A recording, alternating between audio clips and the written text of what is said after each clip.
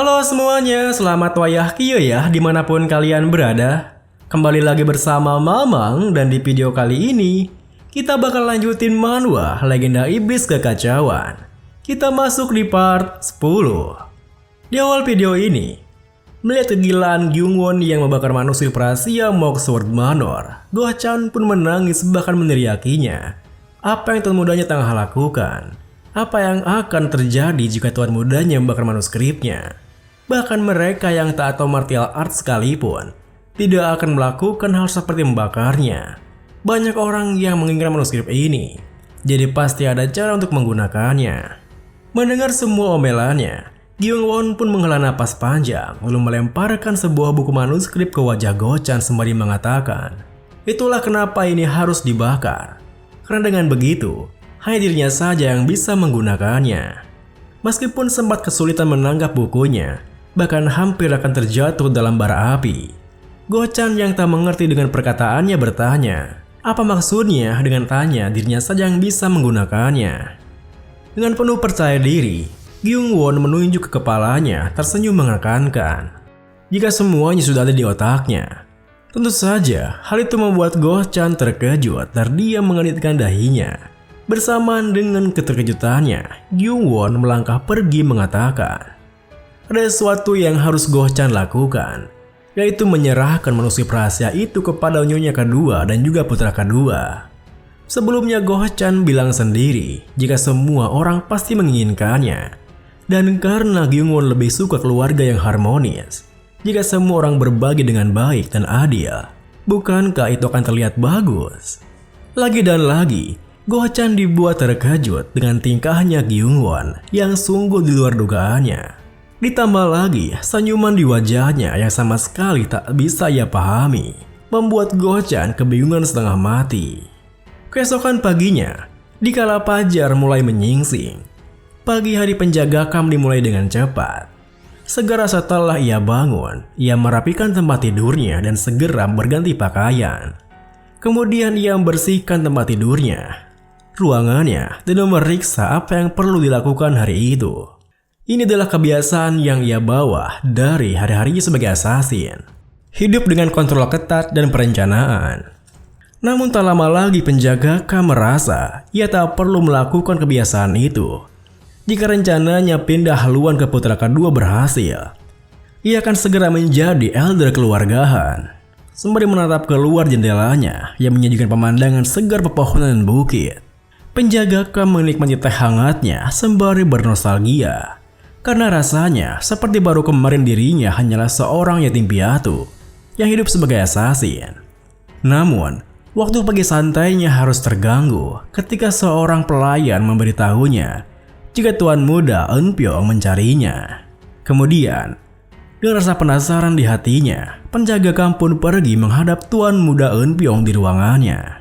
Namun tak berselang lama setelah penjaga kamp menghadap dirinya, ia segera kembali dengan perasaan marah sekaligus kesal, yang membuatnya terus mengumpat di jalannya, bersamaan dengan darah yang mengucur dari luka di pelipisnya. Kita mundur ke beberapa saat yang lalu, pada saat penjaga kamp tiba di ruangan tuan muda Eunpyeong. Tanpa basa-basi terlebih dahulu, tuan muda Eunpyeong mengatakan jika Cho Il-sang telah menghilang. Sebelumnya, penjaga kamp mengatakan bahwasanya tuan muda ketiga telah kehilangan martial artnya, dan ia pun menyuruh Cho Il-sang untuk mengkonfirmasi hal tersebut. Namun alih-alih kembali membawa kabar yang baik, Cho Il-sang malah menghilang tanpa jejak. Apa mungkin penjaga kamp berani menipu dirinya? Tentu saja, hal itu membuat penjaga kamp terkejut panik. Ia sama sekali tak mendugakan hal itu.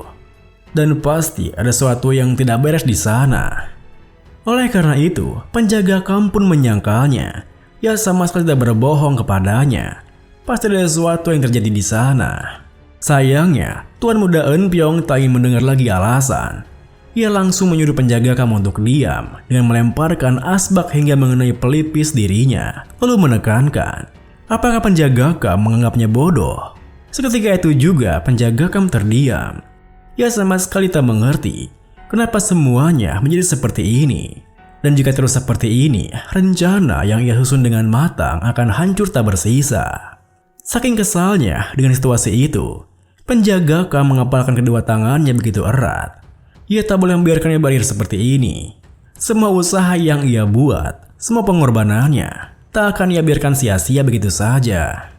Dengan begitu, bersamaan dengan luka di pelipisnya yang mulai mengucurkan darah, penjaga kam meminta Tuan Muda Eunpyeong untuk memberinya waktu. Ia akan menemukan Cho Il-sang dan membuktikan jika itu bukanlah kebohongan. Mendengar hal itu, Tuan Muda Eunpyeong pun tentu meragukannya. Bagaimana ia bisa percaya kepadanya? Penjaga kam langsung mengangkat tangan kanannya menekankan. Sebagai warrior, ia bertaruhkan lengan kanannya. Lihat keseriusan di matanya, Tuan Muda Eunpyeong pun sempat terdiam sebentar, lalu mengatakan, ia menyetujui permintaannya untuk membuktikan dirinya. Ia akan memberikannya waktu 2 jam. Jika penjaga kam membawa kembali Cho Il-sang, ia akan mempercayai kata-katanya. Tapi jika penjaga kam gagal, bukan hanya lengan kanannya, melainkan nyawanya yang harus menjadi bayarannya. Itulah penyebab kenapa penjaga kam terluka dan keluar dengan marah-marah.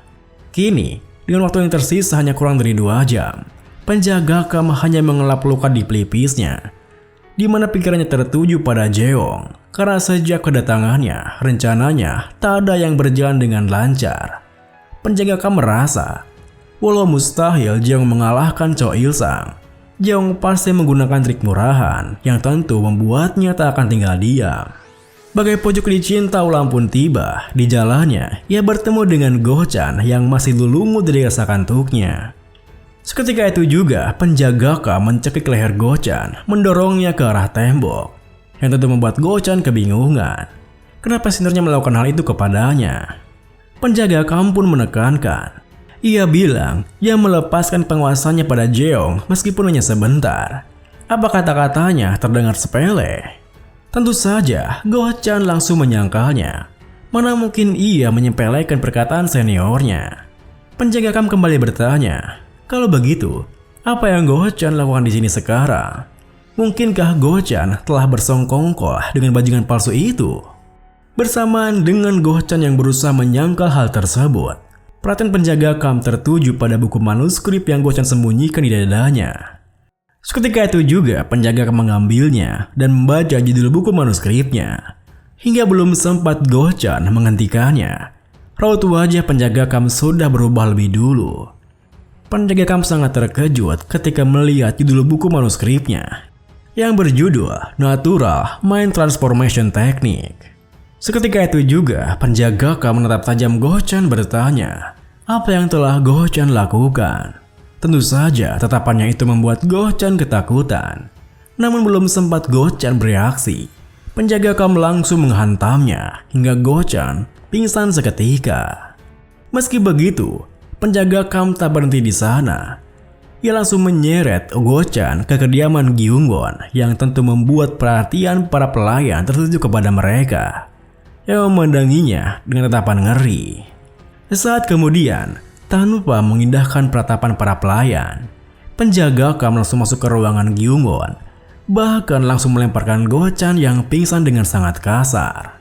Meskipun kedatangannya begitu kasar, melihat Go-chan yang babak belur, Gyungwon pun segera mengerti akan situasinya, yang buatnya menyambut penjaga kam dengan senyuman di wajahnya. Tentu saja, penjaga kam langsung merasa jengkel dengan senyumannya. Meski begitu, ia tetap meminta Jeong untuk menjelaskan semua situasinya. Tentunya, Jeong tak semudah itu untuk membuka mulutnya, yang buatnya berkura-kura dalam perahu. Ia tidak tahu apa yang penjaga kam maksud. Tingkah Jeong yang seperti itu pun membuat penjaga kam yang dari tadi tak bisa menghilangkan kecemasan dalam pikirannya, tak ingin bertele-tele dengannya.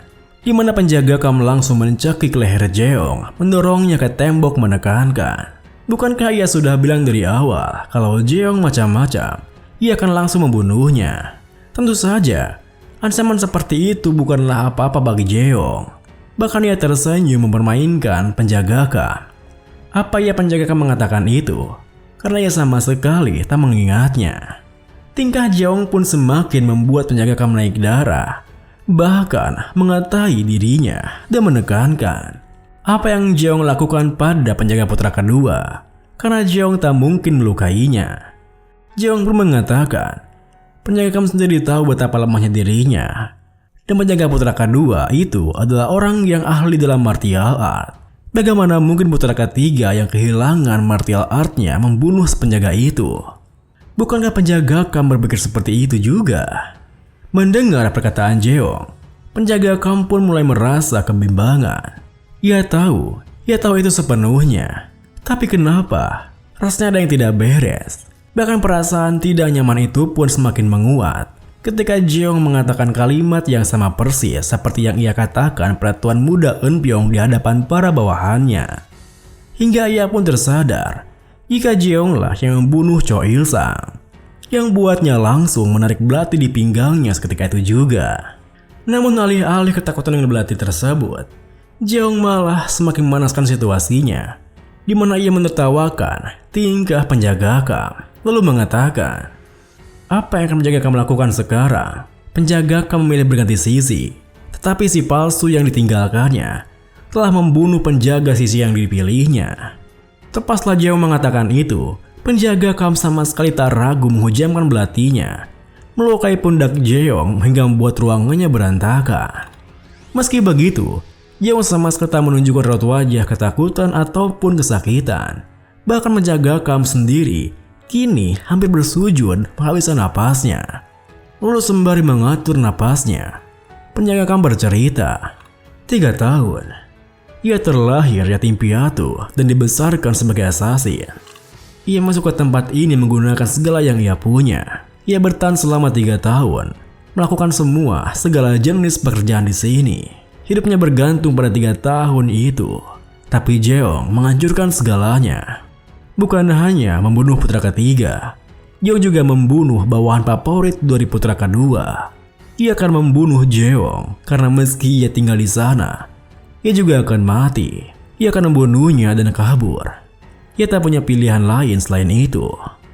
Namun, saat penjaga Kam mengatakan pilihan lain, seketika itu juga ia terpikirkan sebuah pilihan.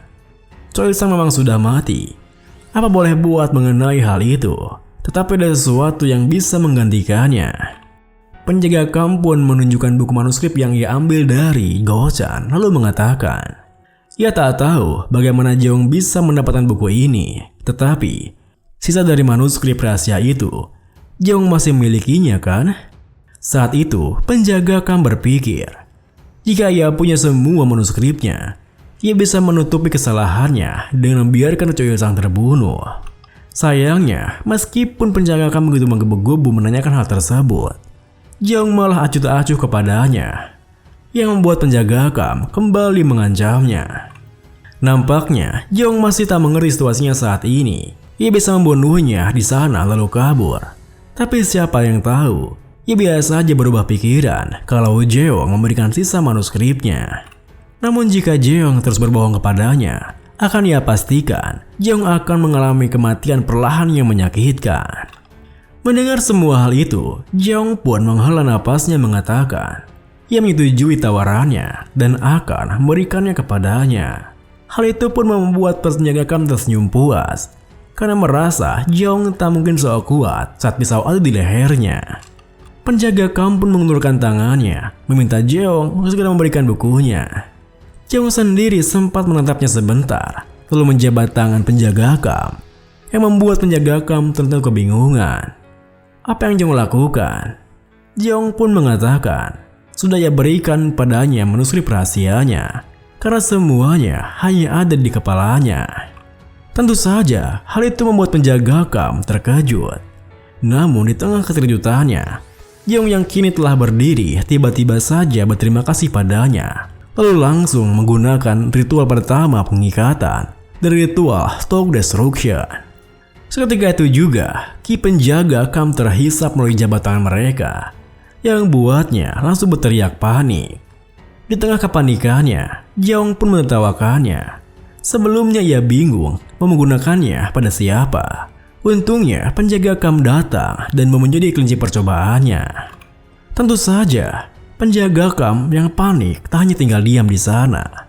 Ia langsung menggunakan belatinya untuk menusuk-nusuk lengan Jeong. Namun, meskipun ia telah menusuknya beberapa kali, Jeong sama sekali tak bergeming. Yang membuat penjaga Kam mengganti target tusukannya ke area perutnya. Dan tusukan tersebut di perut Jeong berhasil melepaskan jabat tangan mereka, yang langsung dimanfaatkan penjaga Kam dengan langsung menendang ke arah Jeong. Meskipun ia telah melepaskan diri dari Jeong, penjaga Kam tak bisa merasakan ki di tangan kirinya, yang buatnya bertanya-tanya apakah Jeong telah menghisapnya. Lalu di tengah kebingungannya, Jeong yang telah kembali berdiri tersenyum mengatakan, ahli bela diri itu memang berbeda, tetapi itu saja masih belum cukup. Apa boleh buat, ia harus cari cara lain untuk membunuh dirinya. Mendengar hal itu, tentu saja membuat amarah penjaga Kam kembali naik. Apa Jeong kira trik murahan seperti tadi akan berhasil? Orang sepertinya yang bermimpi untuk bisa mengalahkannya. Tepat setelah mengatakan itu, penjaga Kam pun langsung melompat menerjang ke arah Jeong.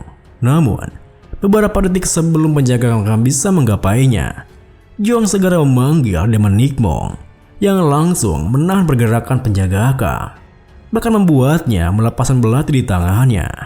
Tentu saja, hal itu membuat penjaga Kam kebingungan. Bagaimana bisa Jeong menangkisnya? Trik apa lagi yang Jeong gunakan kali ini? Di tengah kebingungannya, bersamaan dengan Jeong yang mengambil belatinya, Jeong pun membuat Demon Nikmong menampakkan wujudnya, yang tentu membuat penjaga Kam semakin tersentak kaget. Video ini pun diakhiri dengan, di tengah keterkejutannya, Jeong menghujam dada penjaga Kam dengan belatinya sendiri sembari mengatakan, ia kembalikan padanya inner ki sekaligus belati miliknya, karena dari awal itu memanglah miliknya. Terima kasih buat teman-teman semua yang udah nonton. Mohon maaf jika ada salah-salah kata atau pengucapan Mamang yang kurang jelas. Sampai jumpa di video berikutnya.